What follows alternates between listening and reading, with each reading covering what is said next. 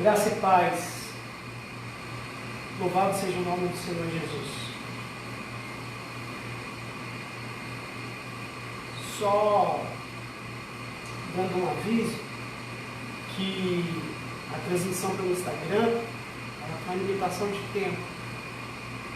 E aí, se ela finalizar, o suporte técnico vai iniciar uma outra transmissão.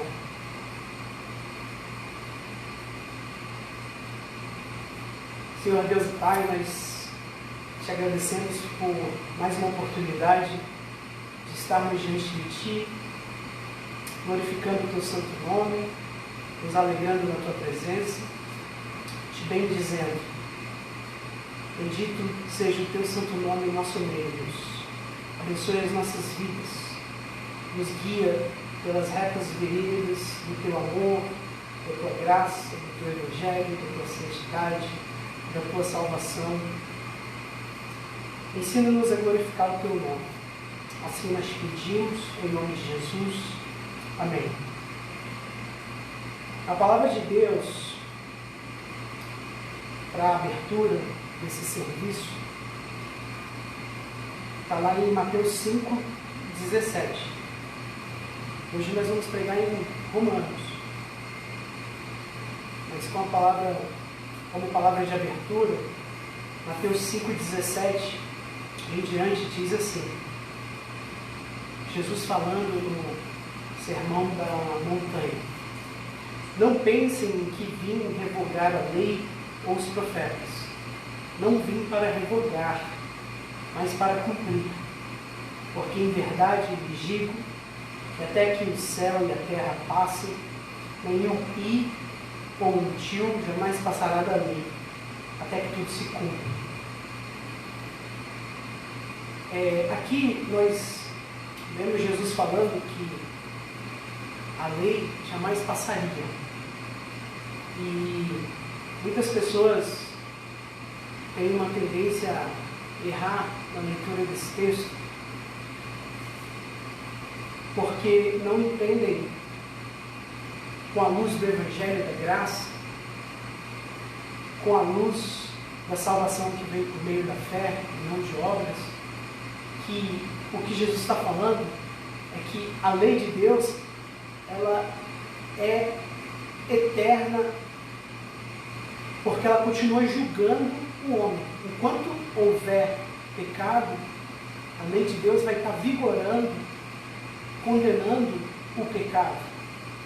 Nós vamos falar um pouco disso hoje à noite na pregação. Por isso que ele diz que passará céus e terra, mas a lei não passará. Deus ainda vai vir, vai julgar, vai desfazer os elementos da terra, e a lei dele vai continuar condenando. Agora, eu e você que estamos em Cristo, não estamos mais debaixo da maldição da lei, porque o fim da lei é Cristo. Amém? Queria convidar a irmã Josiane para entoar louvores ao nosso Deus.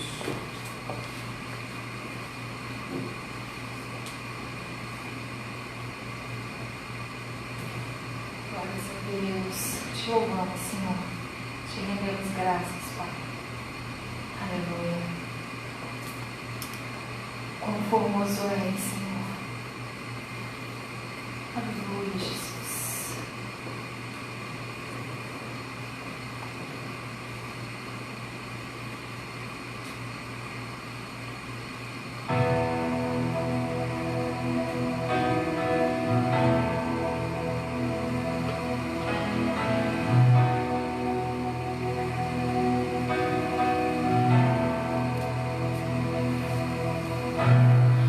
Quão formoso és, Rei do universo, tua glória enche a terra e enche os céus. Quão formoso és, Rei do universo, tua glória enche a terra e enche os céus.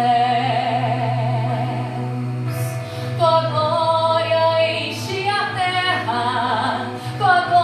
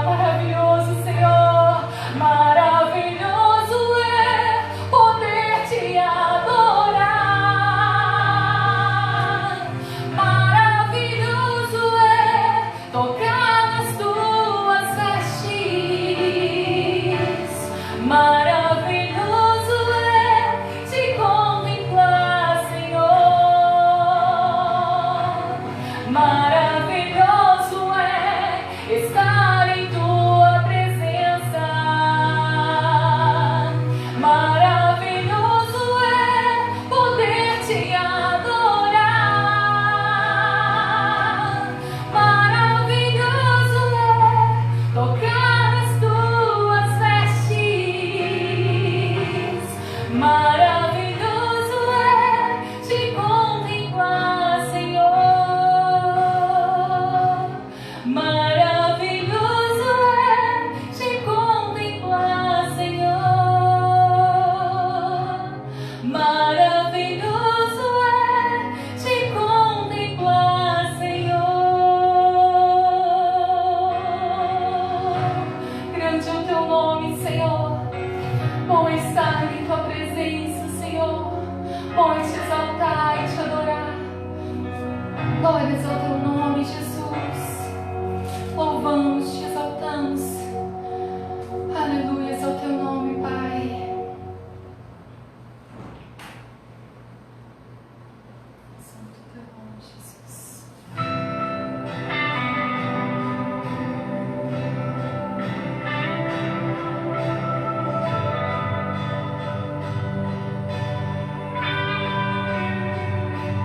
Todo ser que vive, louve o nome do Senhor. Toda criatura se derrame aos teus pés, ao som da sua voz. O universo se desfaz, não há outro nome comparado ao grande eu sou. E mesmo sendo pó, com tudo que há em mim, confessarei que céus e terra passarão, mas o teu nome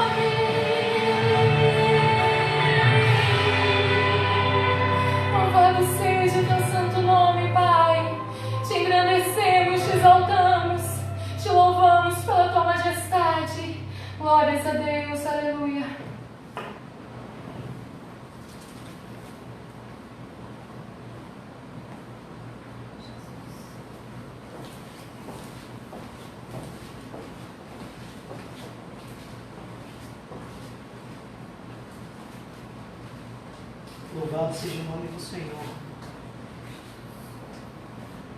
Abramos as nossas Bíblias em Romanos, carta aos Romanos, capítulo de número 4. Carta aos Romanos, capítulo de número 4.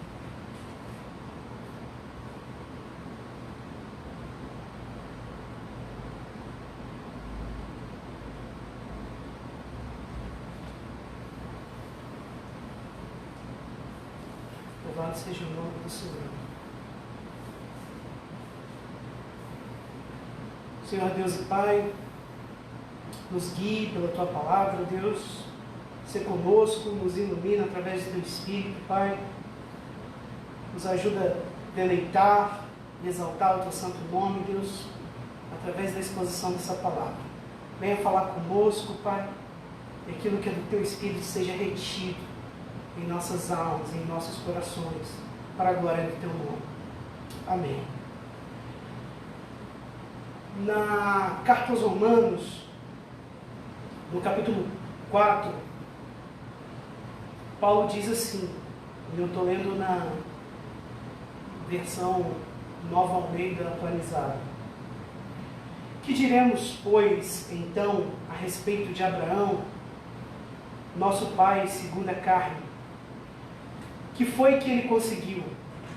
Porque se Abraão foi justificado por obras, tem do que se orgulhar, porém não diante de Deus.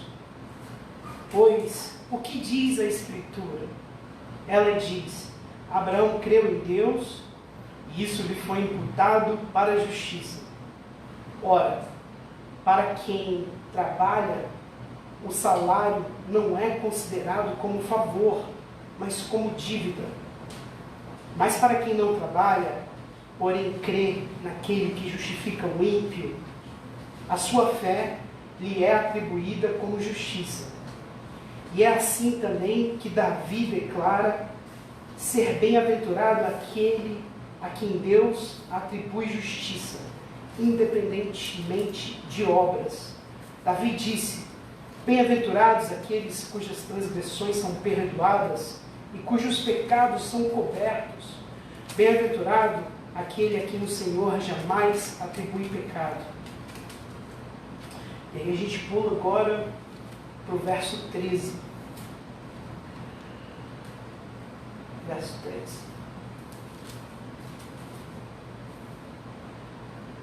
A promessa de que seria herdeiro do mundo não veio a Abraão ou a sua descendência por meio da lei, e sim por meio da justiça da fé. Agora no verso 15: porque a lei suscita ira, mas onde não há lei, também não há transgressão. 16.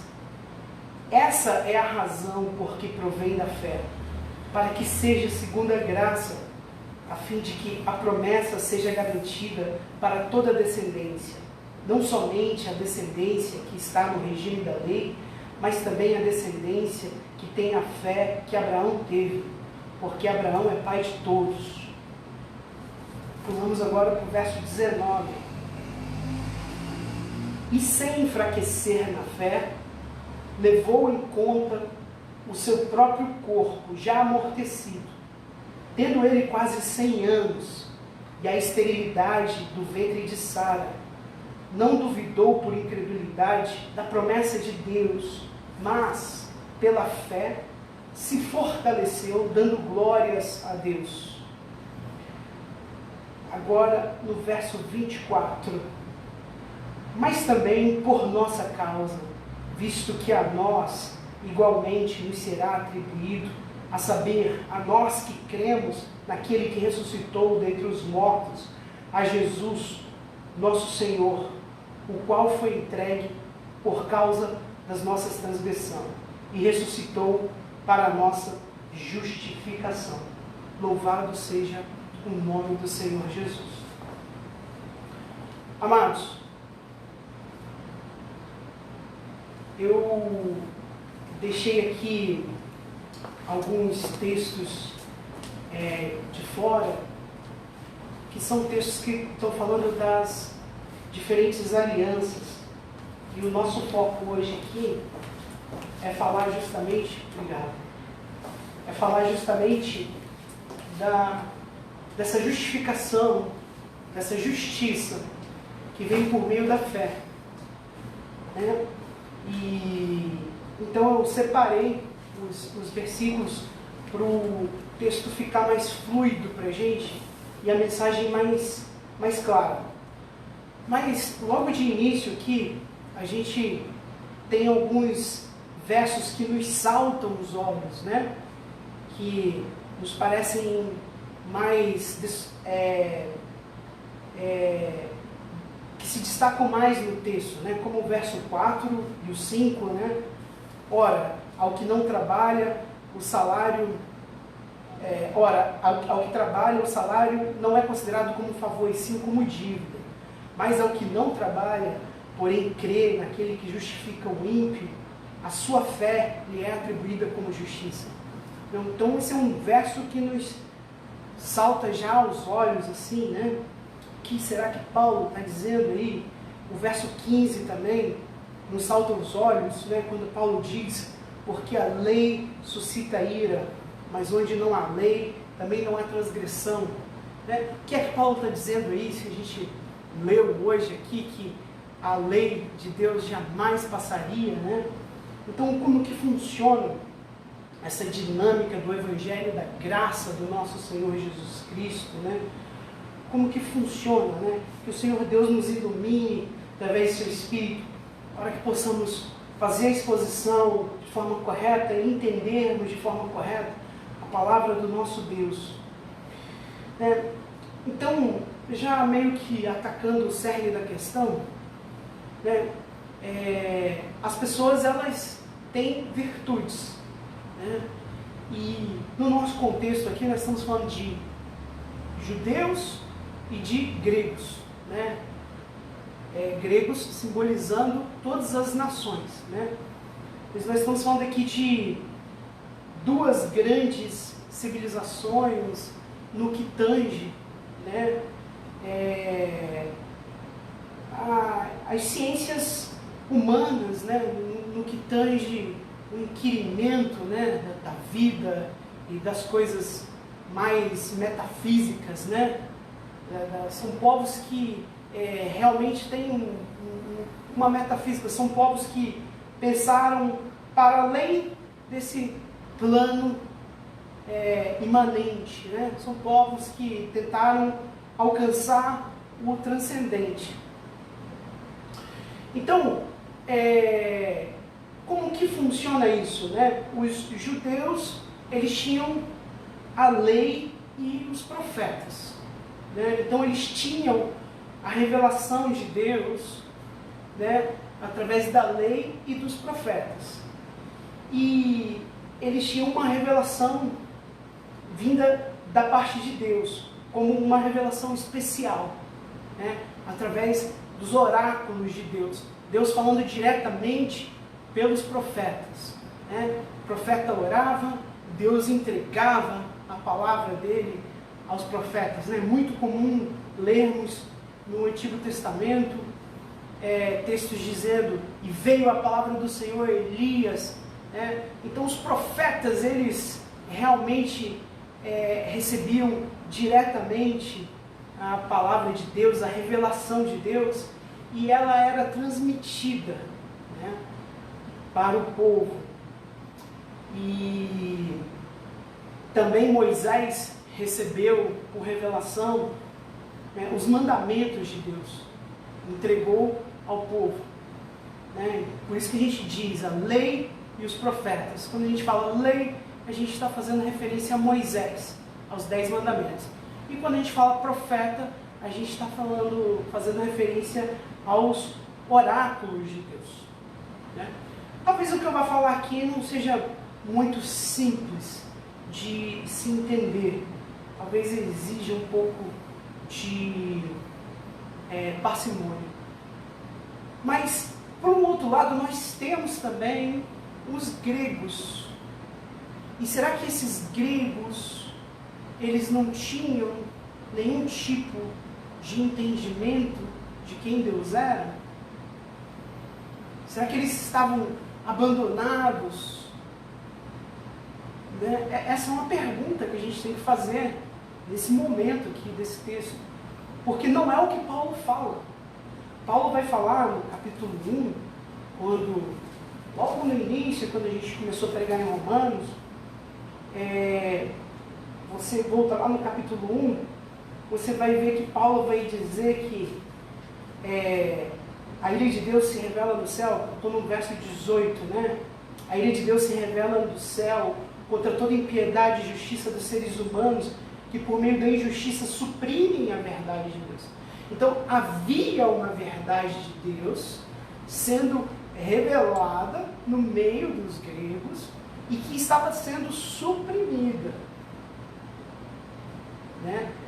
E não só no meio dos gregos que ela estava sendo suprimida, no meio dos judeus também.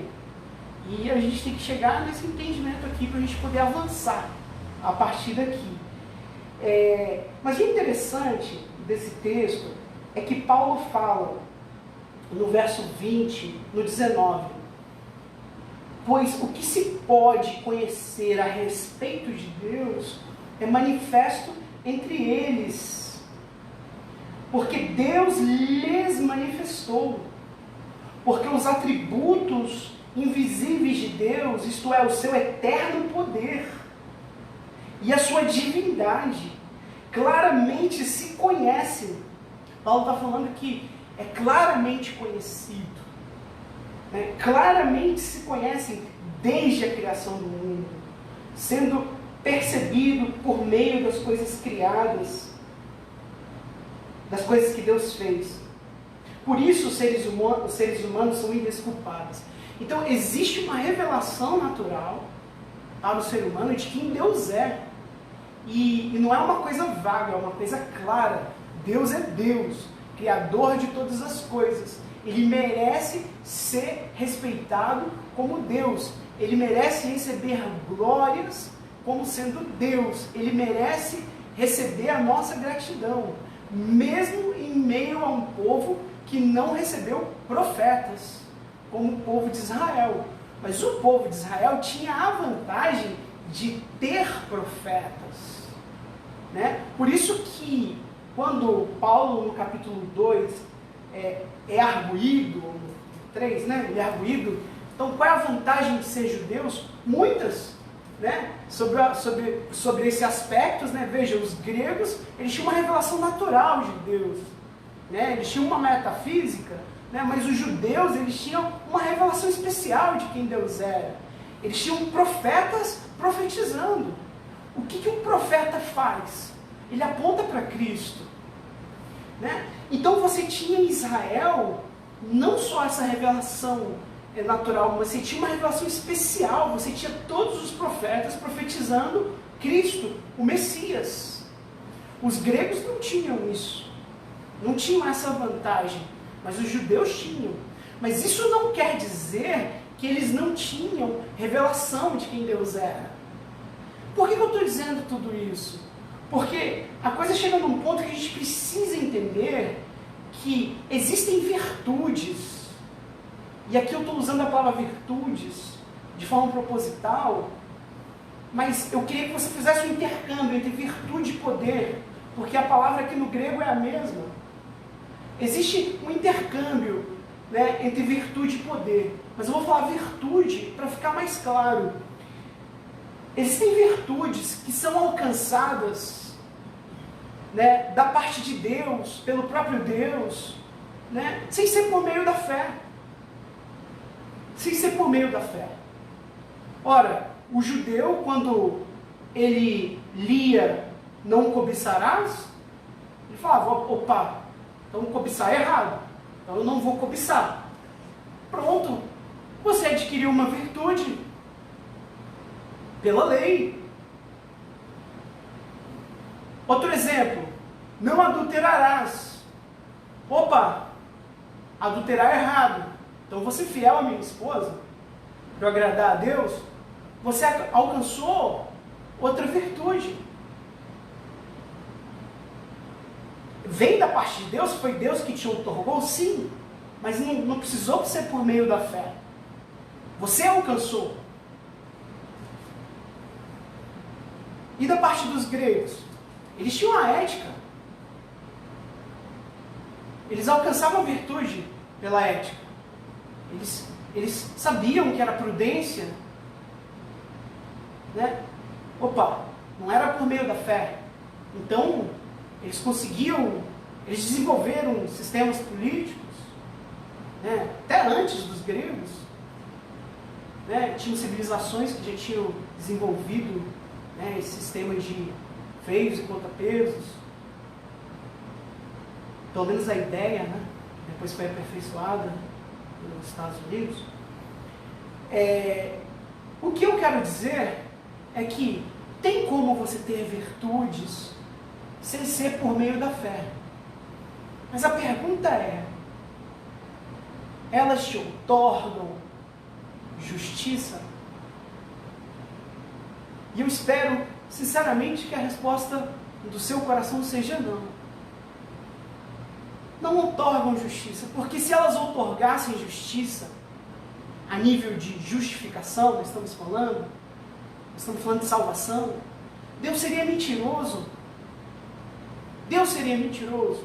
Para que Cristo morrer na cruz, se você tem um bando de grego filosofando e meditando nas coisas transcendentes, que é o Logos, e etc e tal, e você tem um monte de judeu, né, se chicoteando, fazendo jejuns, e seguindo a lei, ipsis literis, se eles produzem virtude no nível de justificação, Deus é mentiroso. E aí é que está o grande perigo. Por isso que quando a gente fala justificação pela graça sem obras da lei, é nesse sentido. Porque nós não produzimos justiça própria, ponto. Tem gente que tem dificuldade de entender isso, só fala, não, mas eu consigo discernir entre o bem e o mal. Eu consigo deixar a diferença. Claro que você consegue. E sim, isso é a graça comum de Deus. Até os judeus conseguiam. Até os gregos conseguiam, que não tinham nada de revelação de Deus. Então você também deve conseguir. Por isso que muitas pessoas se desencaminham para algumas religiões. Vão para algumas religiões que ensinam alguma filosofia de abnegação, de meditação, e que te oferecem algum tipo de redenção. Né? Se você se confinar no mosteiro, você vai alcançar algum tipo de redenção, você vai desenvolver certas virtudes. Claro que sim. Claro que se você lê os grandes mestres das grandes religiões, claro que eles alcançaram virtudes. Negar isso é negar o óbvio. Mas a questão é, eles foram salvos. E se o meu Jesus está certo, eles estão errados. Se a palavra de Deus está certa, eles estão errados. Eles não alcançam salvação pelas próprias virtudes. É necessário que a virtude de Cristo tome o lugar de nossa virtude. É por isso que nós dizemos que nós precisamos ser justificados pela fé em Cristo, porque nós cremos na justiça dele, na virtude dele. Ele é virtuoso, ele é aceito diante de Deus, ele é o único aceito, porque todos nós, os demais seres humanos, né, nós não atingimos o padrão moral da glória de Deus. É simples assim. Então nós precisamos entender que as pessoas alcançam virtudes. E isso pode ser um perigo até dentro do Evangelho. De você achar que você, porque está alcançando alguma virtude de uma forma intelectual, né, de uma forma teórica, como falamos mais cedo, você está demonstrando o fruto da fé. Não, o fruto da fé é aquilo que vem pela fé. É aquilo que vem glorificando o nome de Cristo, não te dando glória própria, mérito próprio, olha como eu sou bom, olha como eu oro, olha como eu jejuo, olha como eu leio a Bíblia diariamente. Desiste disso, desista. O caminho não é esse, não para a salvação. Se você quer alcançar virtudes, ótimo, vire budista, né? Até os espíritas buscam virtudes. Todas as religiões, elas vão pregar virtudes. A diferença é que o cristianismo é verdadeiro. Ele te faz ser redimido, ele te faz verdadeiramente ser religado com Deus, e as outras são falsas. Elas vão te dar redenção perante os homens. Ora, os judeus tinham redenção perante os homens, os gregos também. E qual foi o problema dos judeus? Foi que eles achavam que essas suas virtudes eram suficientes. Isso somado a eles serem filhos da promessa, filhos de Abraão, isso era suficiente para eles irem para o céu. Ora, para que o Messias? Isso com o tanto de profeta que tinha lá profetizando. Então, essa é a diferença do cristianismo, essa é a diferença do evangelho. Nós lançamos mãos, nós abrimos mão de toda a nossa virtude. Paulo vai falar que ele foi circuncidado no 8º dia, criado aos pés de Gamaliel, fariseu, zeloso. Ele vai falar um monte de virtudes dele. E vai falar, eu considerei tudo como esterco para receber Cristo. E é isso que o ser humano precisa fazer. Se considerar como esterco, como lixo, para receber Cristo. Porque para receber Cristo, nós precisamos nos esvaziar de nós mesmos. Mas o quão maravilhoso isso é! Porque se eu fosse fazer, eu não conseguiria. Os gregos não conseguiram. Os judeus não conseguiram. Por que eu, pós-moderno, que fico com um smartphone e não pega numa enxada, por que você acha que você vai conseguir? Eu pelo menos joguei bolinha de gude, tem uns que são criados em condomínio. Brincadeiras à parte, por que você acha que você vai conseguir? É por isso que eu falo, a glória de Cristo é o benefício da igreja. E o benefício da igreja é a glória de Cristo. Essas coisas são intrínsecas. Glorifique a Cristo e você recebe vida eterna. A glória é dele. Não roube para você a glória que é dele. Glorifique o nome dele, exalte o nome dele, isso é motivo de alegria. Você não vai errar, você não pode errar, porque é ele fazendo no seu lugar. Então, isso é motivo de alegria, isso é motivo de exaltação ao nome de Deus. Isso não é motivo de desânimo. Então, isso não tenha autocomiseração. Seja uma pessoa forte. Aceite que você não é bom o suficiente. Mas entenda o amor de Deus pela sua igreja. Se sinta amado por Deus quando você reconhece o seu pecado. Quando você entende que você não é bom o suficiente. Quando você entende que você precisa de Deus, você precisa de Cristo, da obra de Cristo, da obediência de Cristo, da morte dele na cruz, da ressurreição dele. Sinta-se amado por Deus.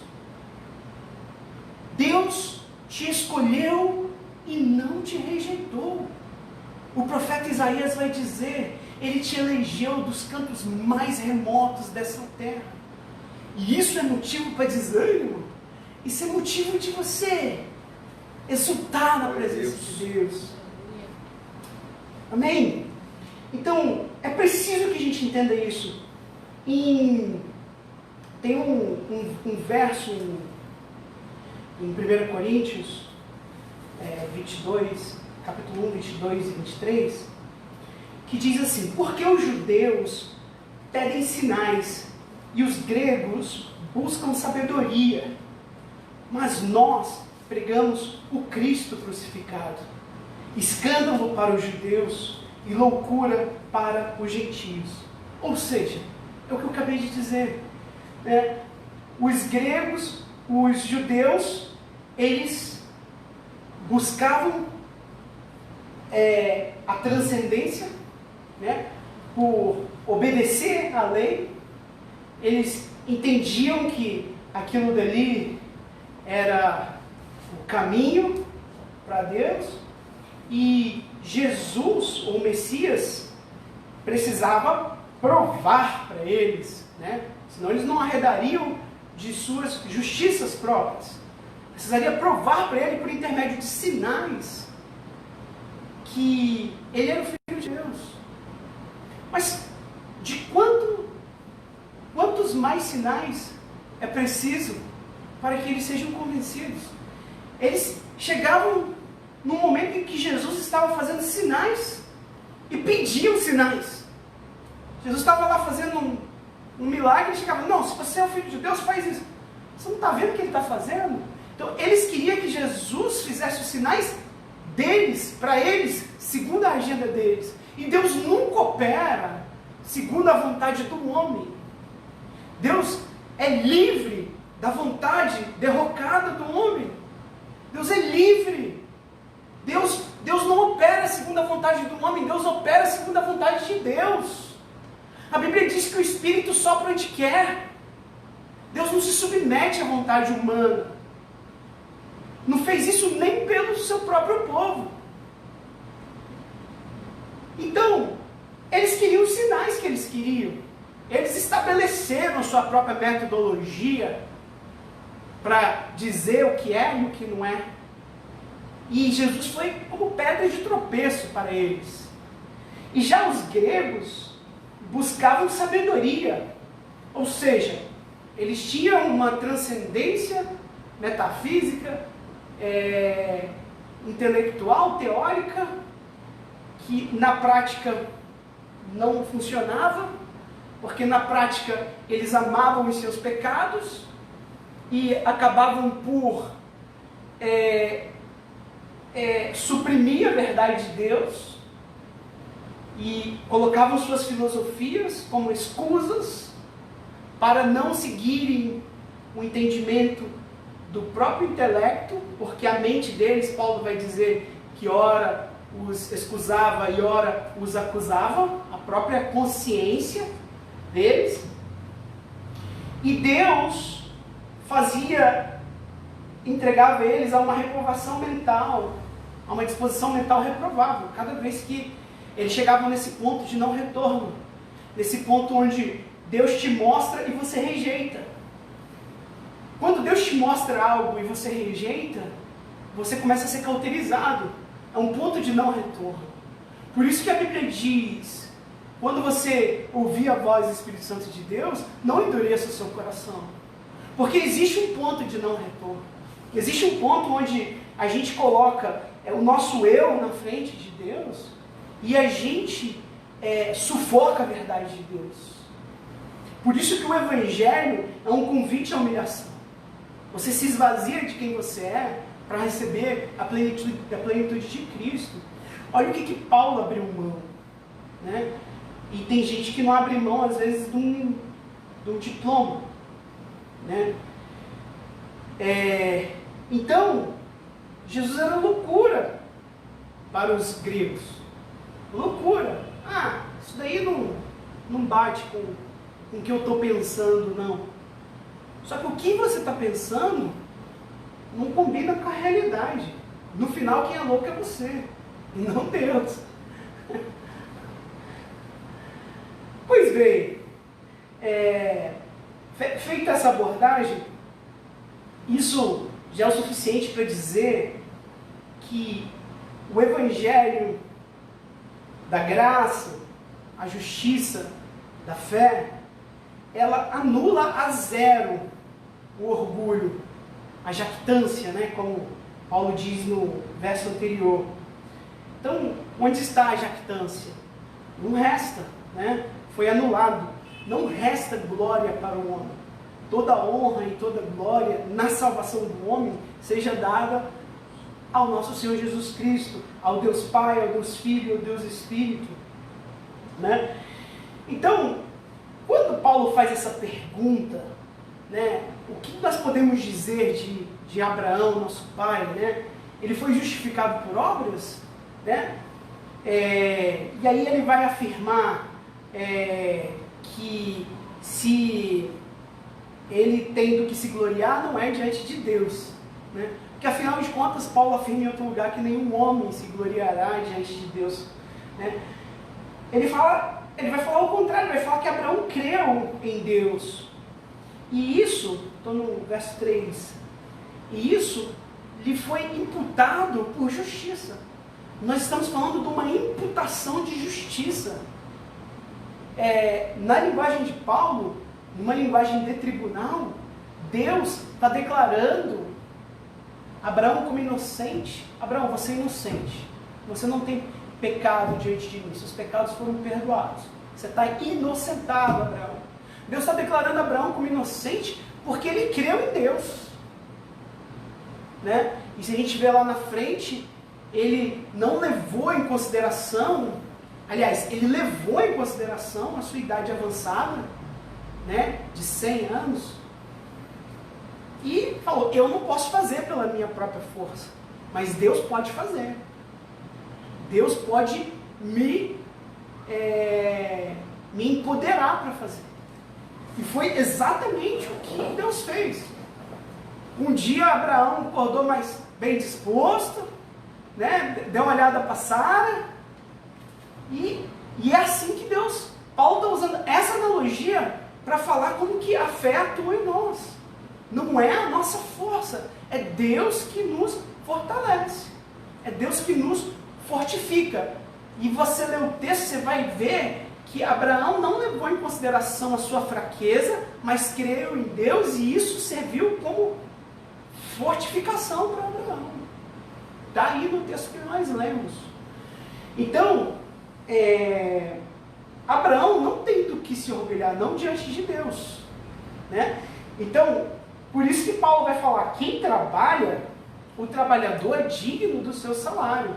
Ele não é, se você trabalhou, você tem o que receber, né? Não é, o seu salário é uma dívida. Mesmo um escravo, vou pegar a figura mais extrema, pensa num escravo, né? Vamos pegar o exemplo dos tempos de José, que foi vendido como escravo. Um escravo, estou falando necessariamente de José, mas vamos pegar esse tempo aí, porque hoje em dia a escravidão é muito confundida com racismo, né? E a gente vê na história que isso é uma coisa recente, né? Sempre houve escravidão e nada que tinha a ver com cor de pele. Mas, pensa nesse tempo aí do Egito, né? Um escravo no Egito, um escravo qualquer.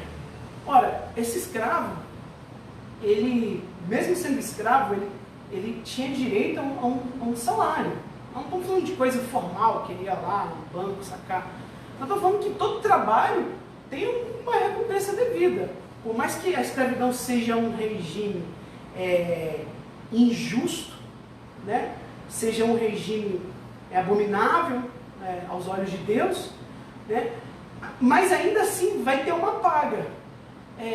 Então o que um escravo tinha direito? A chicote no lombo, comida pouca, né? Nada de conforto para não mal acostumar. Né? Então qual é a expectativa de um escravo, né, nesse tempo? Era zero, né? Se ele tivesse um filho, o filho não era dele, o filho era a propriedade do senhor dele, porque ele estava dando cria, ele não estava tendo filho, ele estava dando cria. Então, veja bem, nesse mesmo tempo, sejamos contemporâneos desse escravo, você pega um senhor, né, igual Potifar, por exemplo, né, que foi senhor de José. E Potifar resolva trocar de salário com um escravo qualquer. Né? Será que isso não seria uma boa troca para o escravo? Seria, porque com o salário de Potifar, as recompensas que Potifar tinha, com as posses de Potifar, ele poderia comprar sua própria liberdade, ele não precisaria se submeter mais àquele jugo de trabalho pesado, de escravidão, seus filhos seriam livres, né? E por aí vai. O que Paulo está dizendo nesse texto é mais ou menos isso.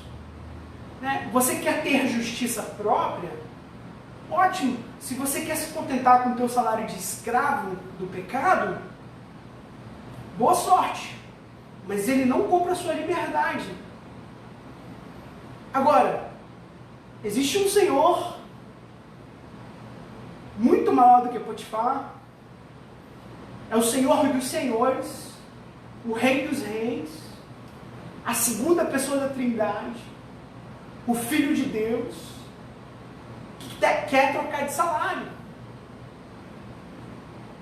E troca de salário. E as pessoas que nele creem recebem o salário dele e não o próprio. Essa é uma troca boa.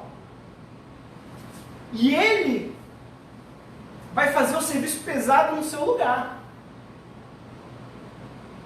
Ele vai tomar chicotadas que você precisaria tomar. É isso que Jesus faz conosco. Né?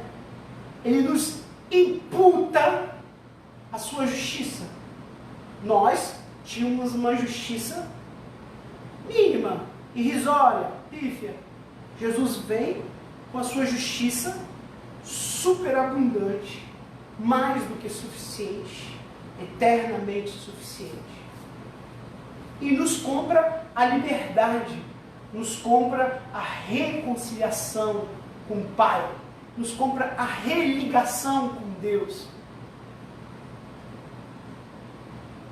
Então, você vai querer ficar com o seu salário ou você vai ficar com o salário de Cristo?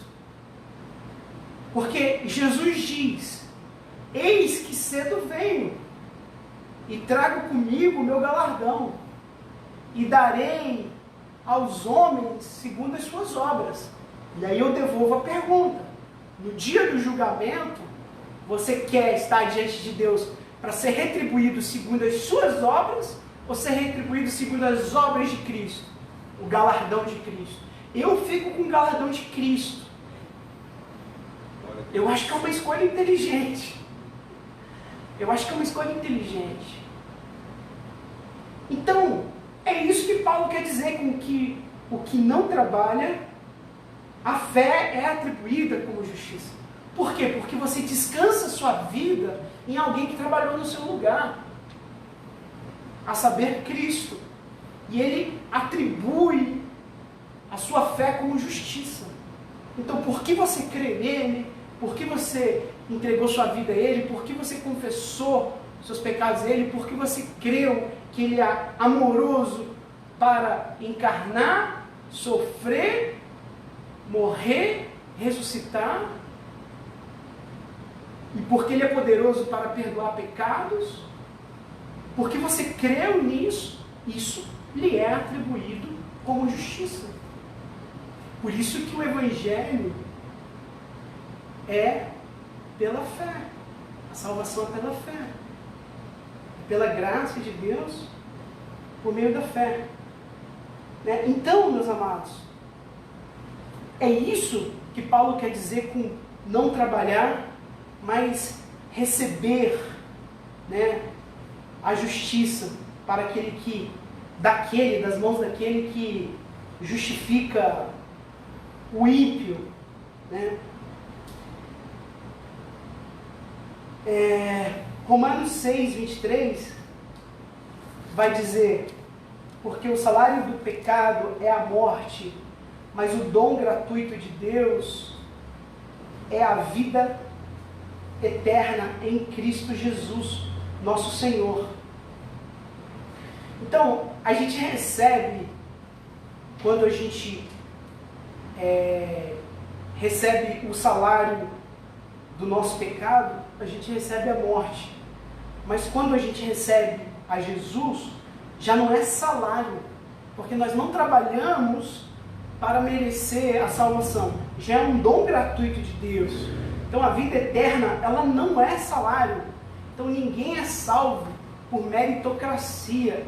Nós somos salvos por Jesus-cracia. Né?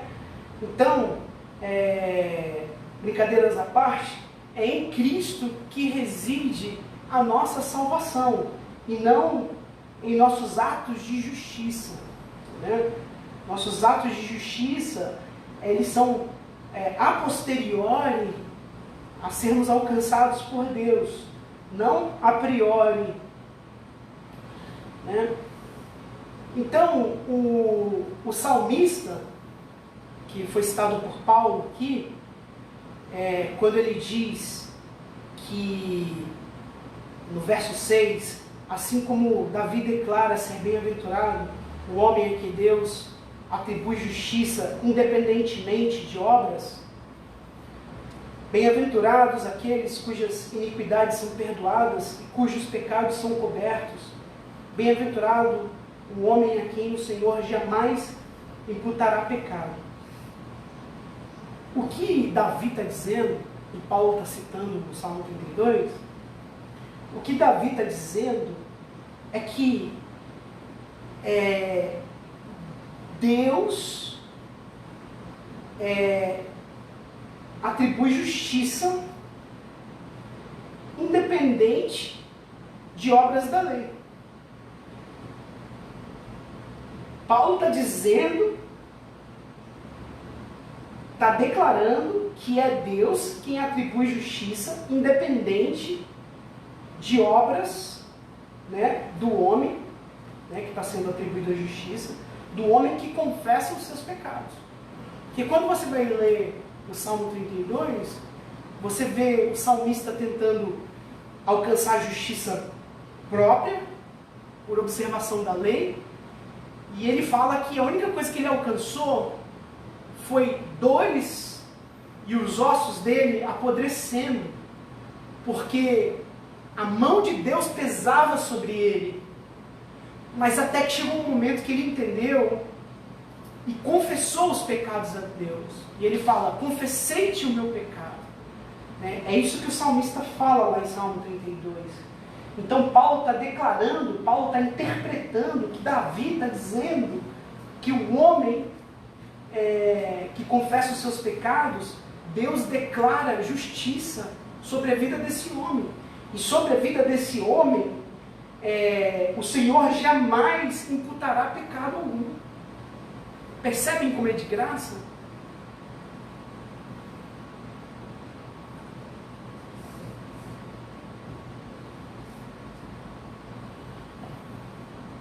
Bom, caminhando para o verso 13, não foi por intermédio da lei que a Abraão ou a sua descendência coube a promessa de ser herdeiro do mundo, e sim mediante a justiça da fé, porque a lei suscita ira. Mas onde não há... Aí eu já estou no 15, perdão, meus irmãos. Porque a lei suscita ira. Mas onde não há lei, também não há transgressão. 16. Essa é a razão por que provém da fé, para que seja segundo a graça, a fim de que seja firme a promessa para toda a descendência. Então, a gente vai dar uma pause para botar o novo link no Instagram.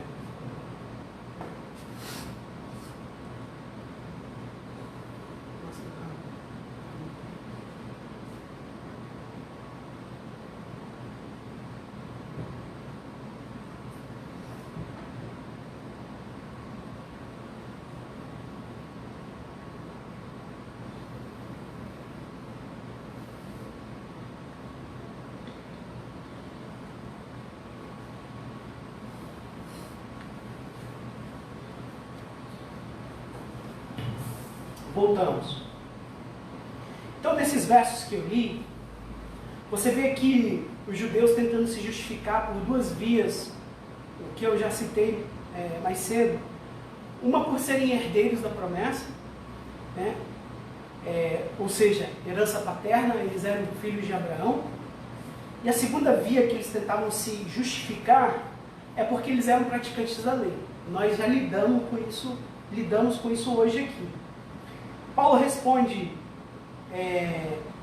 que não há justiça em observar a lei.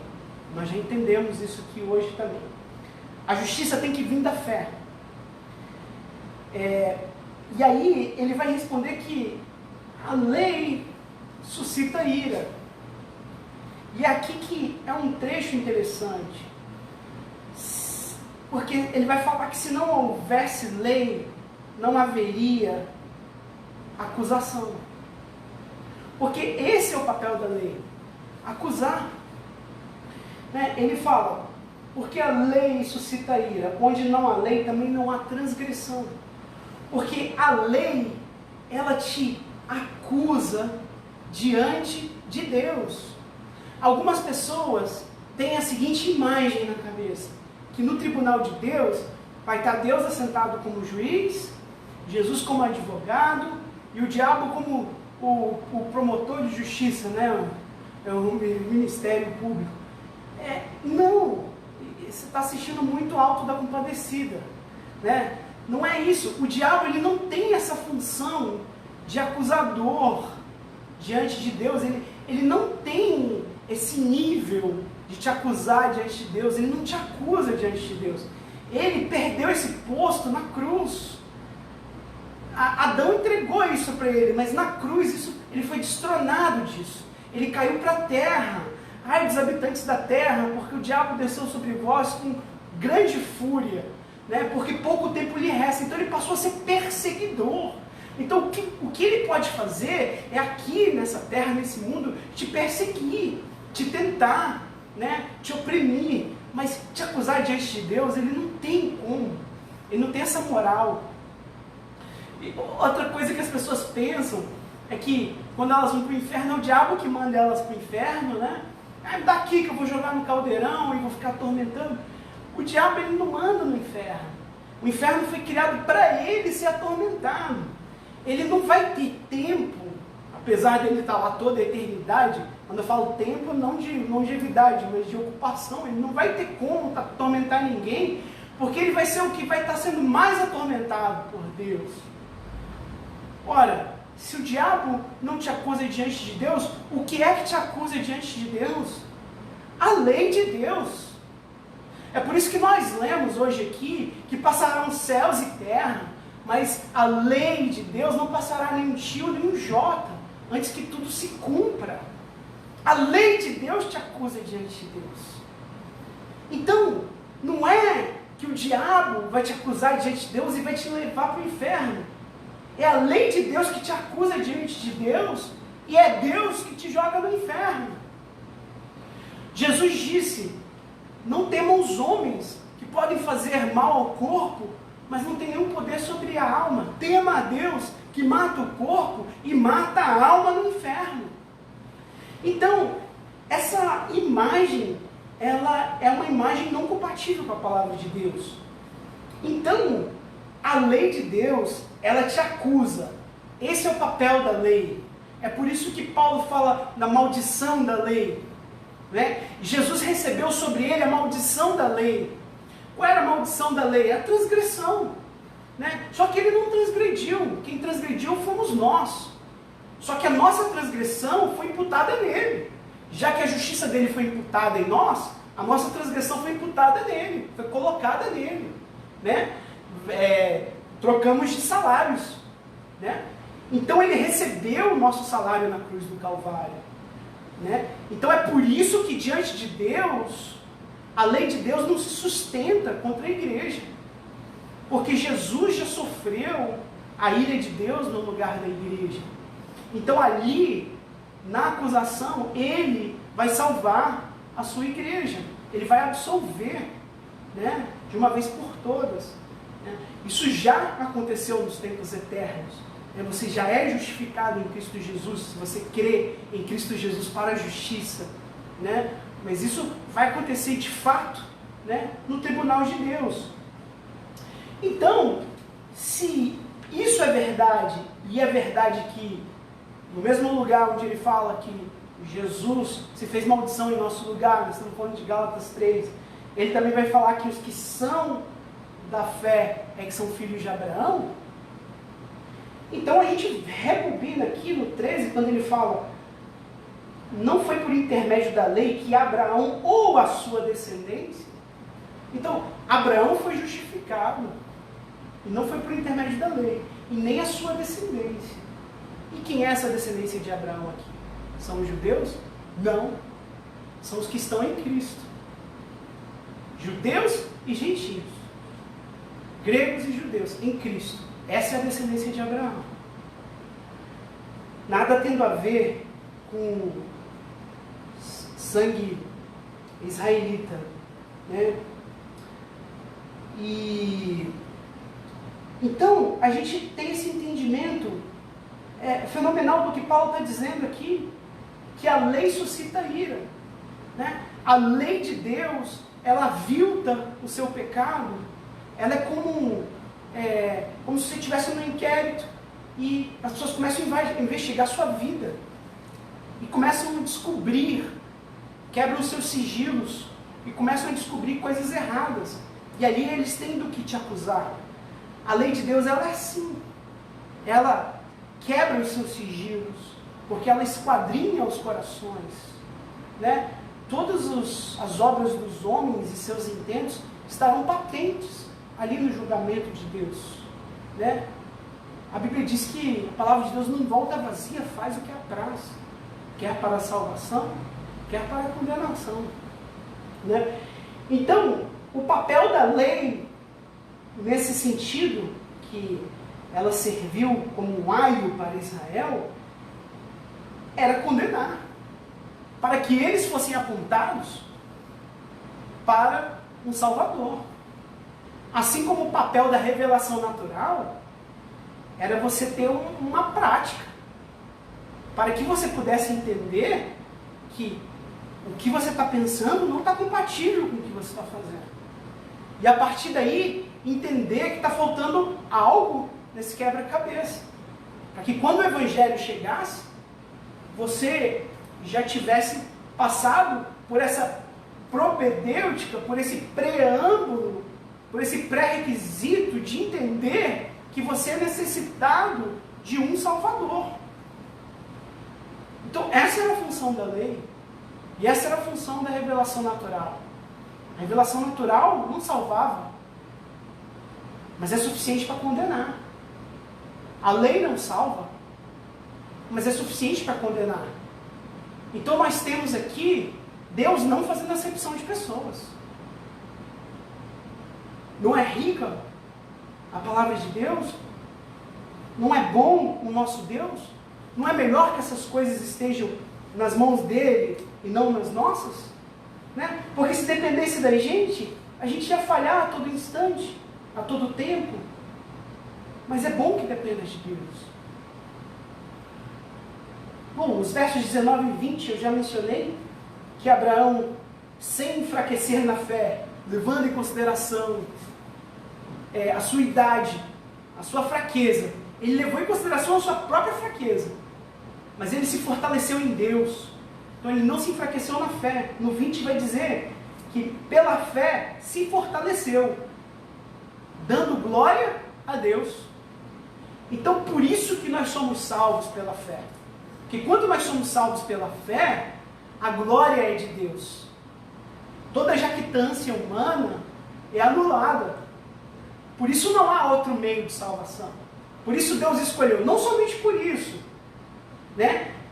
Para que seja eficaz. Nós lemos aqui no verso... Nós lemos aqui no verso...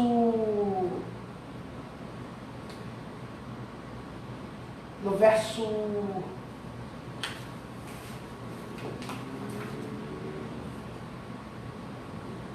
A razão, verso 16. A razão... Essa é a razão porque provém da fé, para que seja segundo a graça, a fim de que seja firme. Porque se não fosse pela fé, se fosse por nossas obras, nós falharíamos, certamente. Mas como é pela fé, né, é Deus quem nos garante. É Cristo quem nos garante. É o que Ele já fez, não é o que nós vamos fazer. É o que Ele já fez. Então nós estamos garantidos em Cristo. Nós estamos descansados, confiados em Cristo. É por isso que Paulo usa termos como se achegar na presença de Deus confiadamente. Isso não é nenhuma soberba. Se você sabe o seu lugar nessa equação, isso não é de nada soberbo. Você chega diante do trono de Deus, confiadamente, por intermédio de Cristo. Né? Você não tem mérito nenhum. Né? E você pode se achegar diante de Deus. Olha como a palavra de Deus é tremenda. Né? E eu posso me achegar na presença de Deus confiadamente. E quem me proporciona isso é Cristo. Então, repito, a glória de Cristo é o benefício da igreja. O benefício da igreja é a glória de Cristo. Então, os últimos 2 versos para a gente fechar, o verso 24 e o verso 25,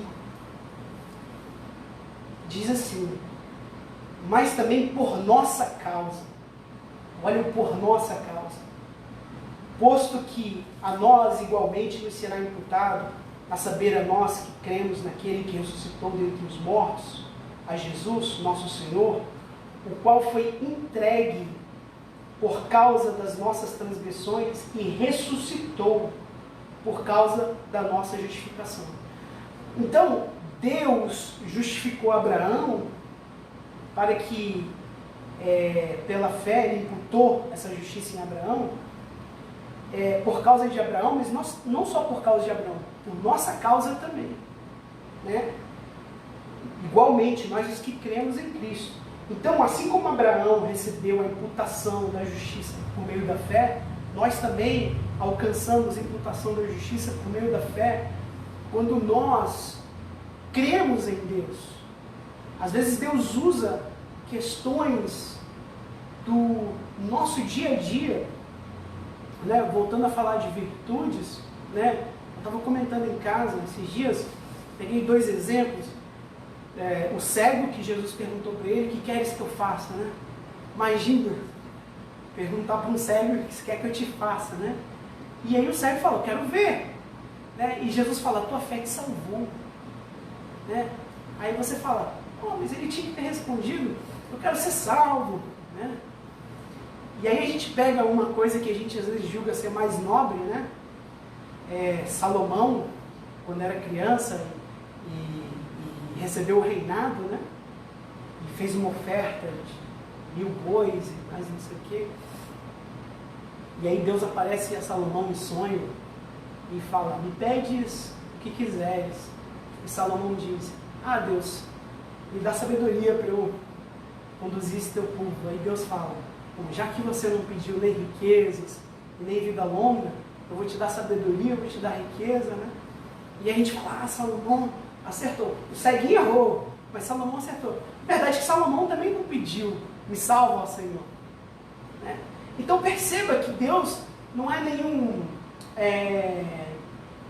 fariseu que não sabe usar as nossas necessidades para nos conduzir à fé.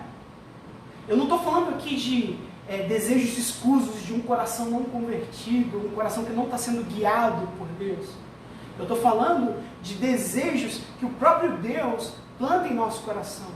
Ele faz o querer e o efetuar. Então, às vezes, a sua necessidade é a matéria-prima para Deus trabalhar a justiça pela fé na sua vida. Isso não é maravilhoso? O que aquele cego, qual era a necessidade dele? Ver. E qual era a necessidade de um menino rico que tinha tudo e agora era rei? Não era ver. Ele era criança, ele precisava ter sabedoria. Era ter sabedoria para reinar, para que ninguém reinasse em seu lugar. E Deus concedeu, e Deus deu a fé aos dois. Né? Então isso é maravilhoso. Isso é maravilhoso. O nosso Deus é maravilhoso. Ser salvo por meio da fé é maravilhoso. Porque não nos sobra jactância, mas a obra é completa. Nós temos a garantia de que Deus aquele que iniciou a boa obra em nossos corações, há de completar até o último dia. Foi difícil chegar até aqui, né? Até a gente entender essa parte de Romanos, foram muitos sermões, mas olha como a coisa está mais fluida agora. É que a gente consegue já, Deus está nos dando graça, né? E a gente vai desbravando e Deus vai na frente, iluminando o nosso caminho, nos iluminando através de sua palavra, nos dando sabedoria, derramando da sua graça, do seu Espírito, né? E a Ele a honra, a glória e a exaltação. Toda essa obra é dele, né?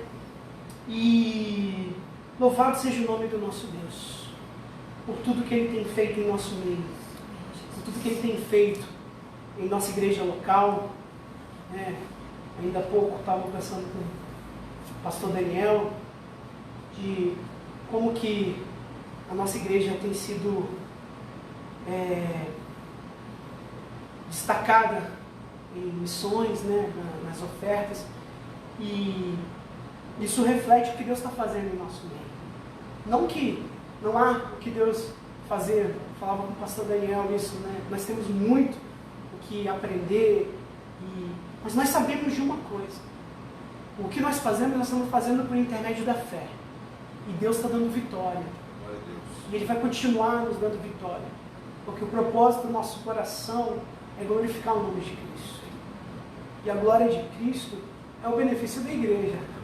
Amém? Oremos então. Senhor Deus e Pai, muito obrigado por tua obra maravilhosa de salvação. Muito obrigado, Pai, porque quando o Senhor quer salvar, ninguém pode te parar. Agindo Deus, quem impedirá? Muito obrigado, Deus, porque o Senhor é soberano, Deus, na salvação. Porque o Senhor salva pela fé e não por méritos. Porque se os nossos méritos forem levados em contas, o nosso porquinho não é suficiente para nos comprar a entrada para os céus. Mas graças a Deus pelo nosso Senhor Jesus Cristo. Porque estando nele, na fé, inclinados agora para o Espírito, nenhuma condenação há para nós, os que estão em Cristo Jesus. Nós te agradecemos mais uma vez, te exaltamos, em nome de Jesus. Amém. Uma semana abençoada a cada um dos nossos irmãos que infelizmente está acompanhando à distância. Deus abençoe a vida de cada um. Amém.